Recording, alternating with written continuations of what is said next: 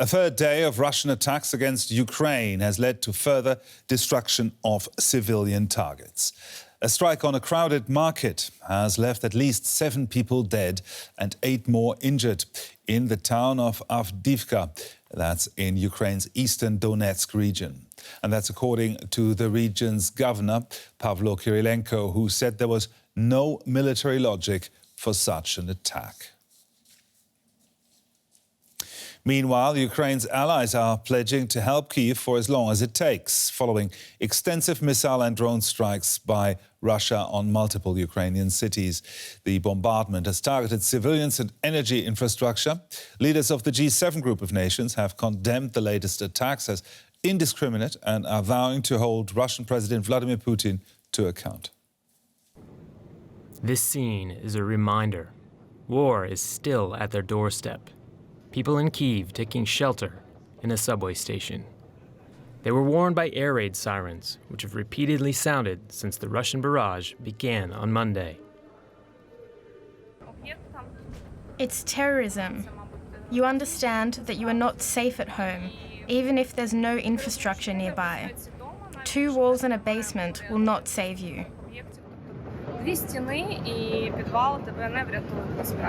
Ukrainians have been working quickly to repair the damage. The Russians targeted power stations, but also playgrounds. This can't be compared with anything. It's desperation with no end. They continue to attack us. They keep scaring us, but we will resist. I'm going to work now. Of course, we hide and look for a safe space to shelter. We're scared for our lives. The southern city of Zaporizhia also faced a new round of Russian missile attacks. A worker at this garage was killed and the building destroyed. It's hard to express with words. We're mourning one of our co-workers, and our company is gone. 50 people are now without a job, and another company nearby has been destroyed too. President Volodymyr Zelensky asked a snap meeting of G7 leaders for more air defense capabilities and to put even more pressure on Russia. For this new wave of terror, there must be a new wave of accountability for Russia, new sanctions, new forms of political pressure, and new forms of support for Ukraine. Russia says it does not target civilians, but the broken windows and destroyed homes are proof of the devastation Ukrainian people are enduring. And for more on the current state of Ukraine's infrastructure, I'm joined now by Alexander Kamyshin. He's the CEO of the Ukrainian Railway Service. Thank you for making time for us. This must be very busy days for you. Russia has stepped up its attacks on civilian infrastructure in the last few days. How is the rail network holding up? Hi, and thanks for inviting. We keep running, no matter how heavily they shell us. We find a way how we can repair and get back to operations. When they shell power stations, we raise diesel locos. When they shell stations, we get windows back and keep running. And actually, indeed, there is no military infrastructure around us, but they keep shelling us and try to damage the infrastructure. Now, there have been a lot of Russian strikes against Ukraine's energy infrastructure. You mentioned that you fight against that with using diesel locomotives. How dependent is your network on the electricity grid? Well, we are the largest consumer of energy in the country, and more than half of our tracks are electrified. So we'll run electric locos. And electric locos, it's much more environmental friendly and much more efficient than diesel locos. But once they shell the power stations, once they shell the energy infrastructure, we have to get back to diesel locos for some time until the moment energy infrastructure is repaired. So we are ready to run our service no matter what happens around. But that step back in terms of environment and in terms of efficiency. So we're getting back to electric locos as soon as it's possible.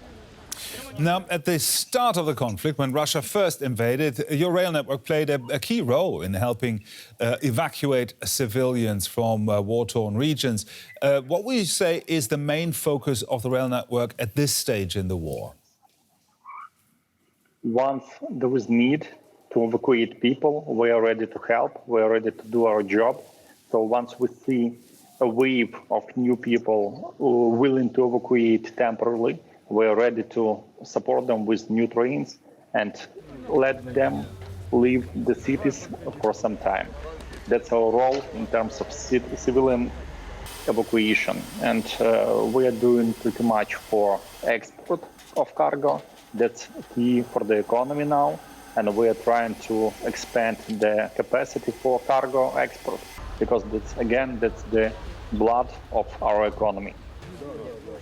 Now, the railway is also your country's largest employer, with more than 230,000 staff. You've been praised for the network's ability to continue to operate during wartime, but the strain on your workforce must be immense. How do your people cope? Well, from day one, we are doing our job, and there is no way for us to step down. Alexander Kamyshin, head of the Ukrainian railway service, thank you very much. Thanks. NATO defense ministers are meeting in Brussels today to discuss bolstering Ukraine's air defense systems. NATO chief Jens Stoltenberg said the meeting comes at a pivotal moment, adding that Ukraine's air defense is a top priority. The meeting at NATO headquarters is the first since Russia illegally annexed several Ukrainian territories. And on the sidelines, 50 countries are meeting as part of the Ukraine Defense Contact Group. That's a separate group set up by the United States to coordinate military aid for Kyiv. The US Secretary of Defense spoke of challenging months ahead. Russia's latest barrage against Ukraine's cities has again killed and wounded innocent civilians and put targets with no military purpose in the crosshairs.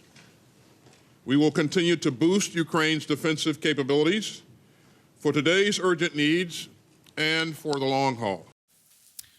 Now, joining us from NATO headquarters in Brussels is our correspondent, Terry Schultz. Terry, the US and NATO continue to urge allies and the other countries in the contact group to give more weapons to Ukraine. How are governments likely to respond in this meeting today?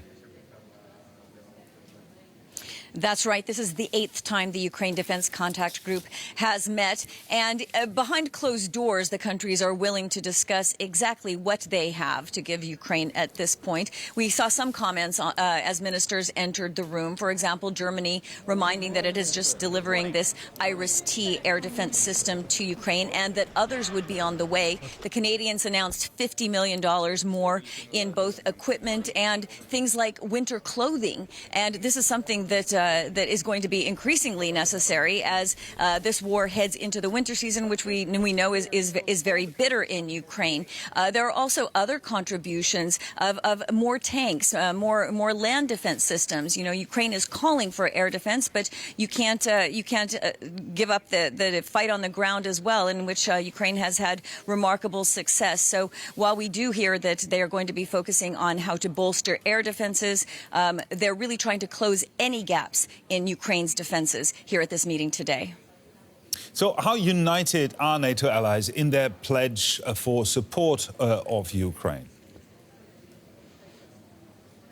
They're more united than ever. And you know, I'm not just saying that.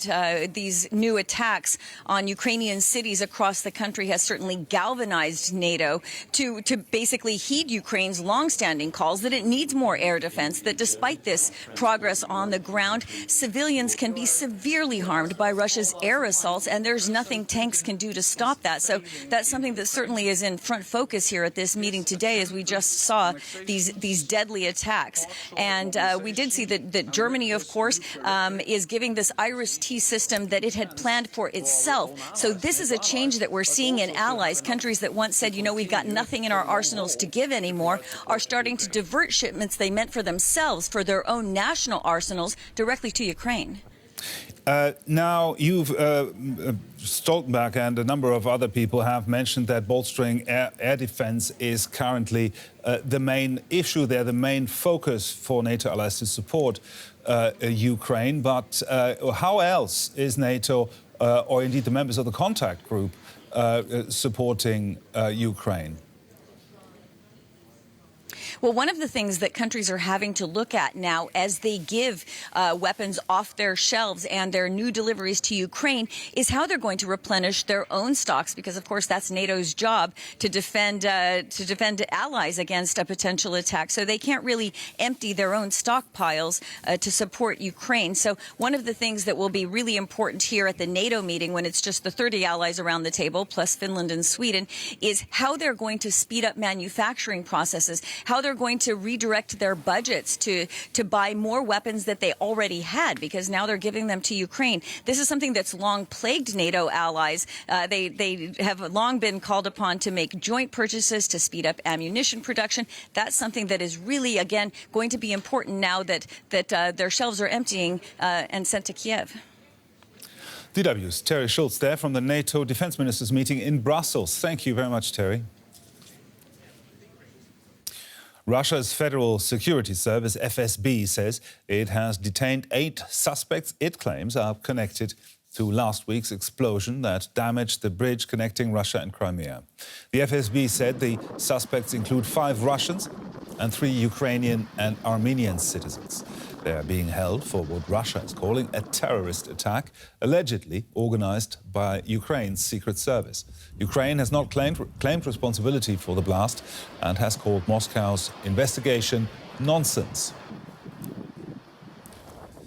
Joining us now from Riga is DW's Kilian Bayer. I should add that Deutsche Welle's reporting from Russia has been restricted since the Russian government shut down our Moscow bureau earlier this year. Kilian, tell us more about these arrests. Well, the FSB has come out with a very detailed plan of how allegedly this bomb traveled from Odessa through Bulgaria to Georgia, Armenia, and back into Russia then, back through Georgia. They have also said that they have arrested 2 other Ukrainian nationals who were allegedly planning terror attacks. They came through Estonia. One of them was carrying anti-aircraft weapons, they said, and one of them an anti-tank weapon. This seems to be, this information, these reports seem to help underline the narrative that the Kremlin is pushing and the pro-Kremlin media is pushing, the claims that Ukraine is a terrorist state. Now, Kilian, remind us why that damaged bridge to Crimea is such an important symbol for Russia and indeed for Vladimir Putin himself. Well, Vladimir Putin profited from a surge of popularity after Russia, under his command, illegally annexed Crimea. This Crimean bridge, which was built under Putin's directive, was his pet project. He opened it driving an orange truck across this bridge. And it was a symbolism, really, of Russia's return to power, the restoring of the empire, one could say. Now that this bridge has been attacked by Ukrainians, it comes as a heavy blow to the Kremlin, especially in recent light of other military defeats on the battlefield.